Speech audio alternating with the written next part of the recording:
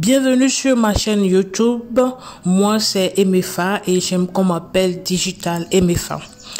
Je suis très contente aujourd'hui de vous revoir après quelques semaines et je voudrais bien, avant de commencer avec l'affaire Sébastien Raoult, vous recommander des chaînes YouTube que je suis bien, des jeunes qui font rêver avec YouTube, qui nous font découvrir des choses.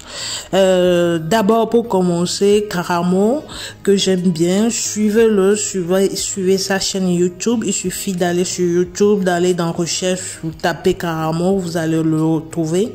Vous allez suivre ses vidéos. Abonnez-vous surtout.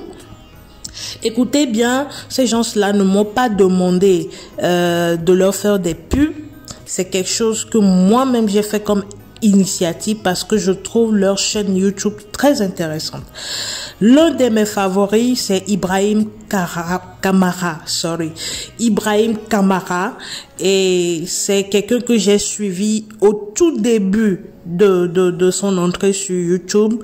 Je vous conseille de le suivre à chaque vidéo, même si des fois on sent la fatigue, suivez-le. Vous avez toujours à apprendre avec Ibrahim. Une autre chaîne YouTube que je vous recommande, c'est la chaîne de Mansour, Entrepreneur Mindset. Suivez ce jeune, suivez cet investisseur, suivez cet entrepreneur.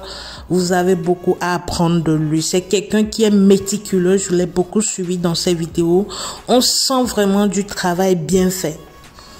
Et aussi, je voudrais vous recommander la chaîne de Jean-Yves et Jean-Yves qui nous fait aussi rêver sur YouTube avec son profil tech que j'aime bien, et malgré ce profil, il aime parler, il aime surtout parler de l'argent, de l'investissement, et aussi il aime oser dans ses propos. Suivez-le avec sagesse, intelligence, lisez entre les lignes, regardez entre les pixels, prenez les bonnes choses, apprenez de ces gens-là.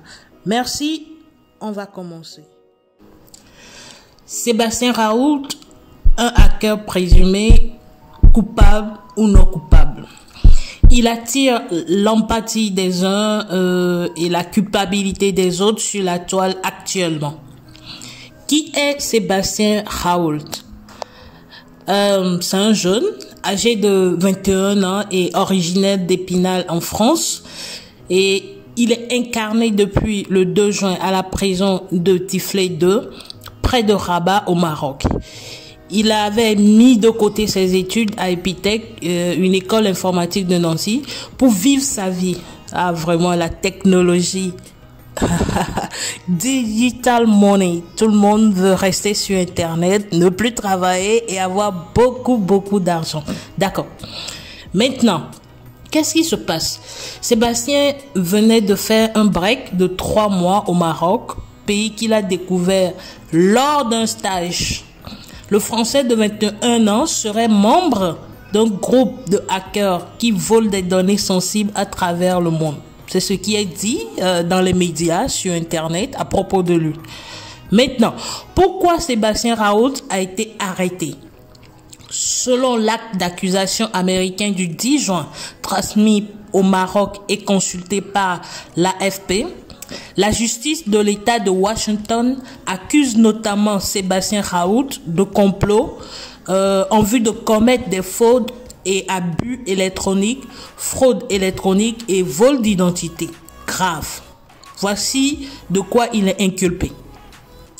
En fait, le FBI soupçonne ce jeune homme d'être membre important d'un groupe de hackers nommé Shiny Otters, pirate informatique impliqué dans de nombreux vols de données d'entreprises revendus ensuite sur le dark web. Le dark web, vous savez ce que c'est. Donc, Shiny Otters fait référence à l'univers des Pokémon. Ils sont accusés d'être des cybercriminels prolifiques depuis au moins 2019 par les autorités américaines et auraient visé notamment GitHub, propriété de Microsoft. Donc, l'acte d'accusation américain rapporte que DITOP a transmis en mars 2022 des informations supplémentaires au FBI sur les attaques dont la plateforme a été victime, transmettant des adresses IP attribuées à Sébastien Raoult en France et au Maroc. Waouh! Tout est traçable sur Internet.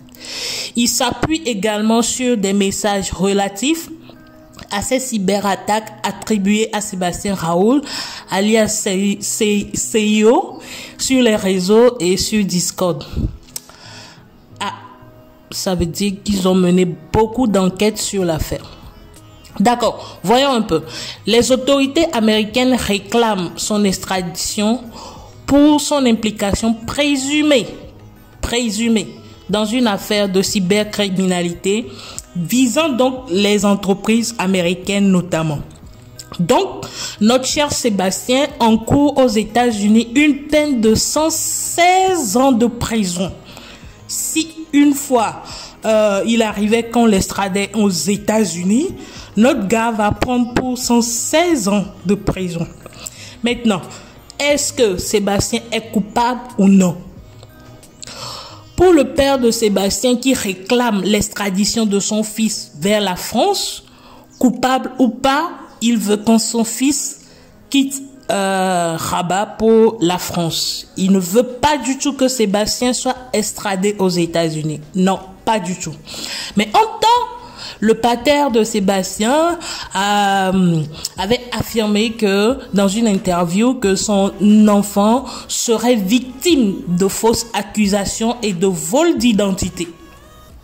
Aussi, pour son avocat, s'il a piraté vraiment des entreprises étrangères, il l'aurait fait depuis le sol français et que dès lors que la justice française est compétente, là, Sébastien peut être jugé en France.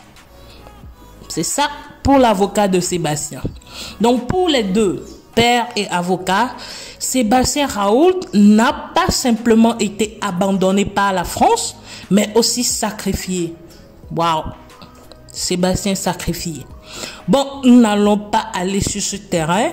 Revenons donc aux faits en fait. Maintenant, quelle est la suite? Quelle est la suite de tous ces épisodes-là? Actuellement, l'affaire suscite beaucoup d'émotions en France et dans le monde numérique. Voici pourquoi je traite ce sujet très important et qui nous donnera beaucoup de leçons pour les parents comme pour nous les jeunes, pour tous les jeunes, les adultes aussi.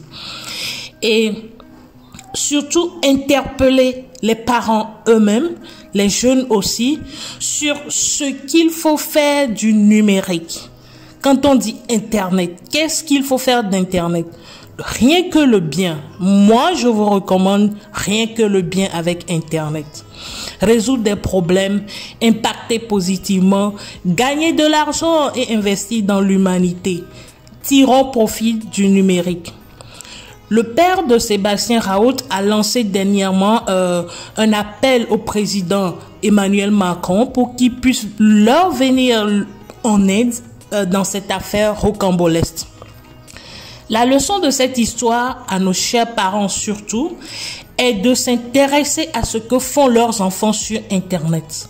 Quand vos enfants, dès le jeune âge, sont sur Internet, qu'est-ce qu'ils font de l'outil Internet?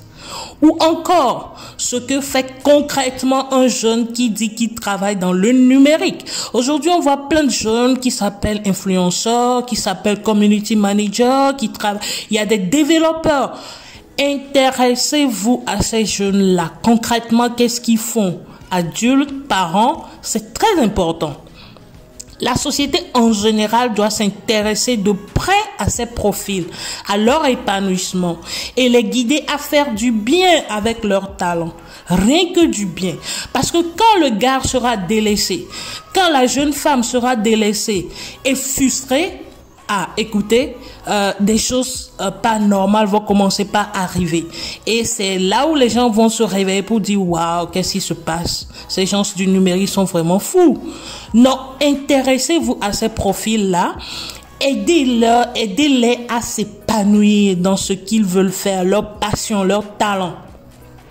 pour qu'à l'avenir, quand il y aura des soucis, vous n'allez pas vous mettre à défendre l'indéfendable, s'il vous plaît. Maintenant, revenons aux jeunes. Pour les jeunes, autant être un hacker professionnel recruté par les grandes firmes, le FBI, que de se rabaisser au statut de génie frustré. Aujourd'hui, il y a des grandes entreprises qui recrutent des hackers professionnels et pour pouvoir tester la fragilité de leur système informatique. Et ces jeunes-là sont bien payés pour ce travail-là. Même le FBI, l'Interpol recrute des gens comme ça.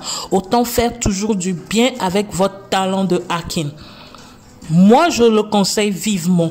Et c'est un domaine très porteur, très intéressant. Mais il faut toujours l'utiliser à bon escient.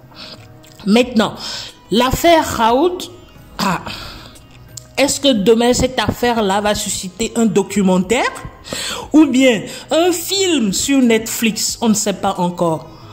Parce qu'aujourd'hui, c'est la tendance, quand ça se passe, les gens pour s'enrichir, ça devient un film, un documentaire. Et là, moi, je pense que ça n'encourage pas du tout les jeunes. Parce que des gens qui font des actes criminels sur Internet, après ça devient un documentaire, un film et qui fait de l'argent, vraiment, ça n'encourage pas les autres jeunes à faire du bien. C'est moi, mon opinion. Maintenant, vu la tendance, est-ce qu'il faut toujours utiliser le numérique d'une manière mauvaise ou d'une manière positive? Toujours positive avec le numérique. Maintenant, on souhaite que cette affaire-là trouve une suite favorable et que tout se passe bien pour Sébastien Raoult.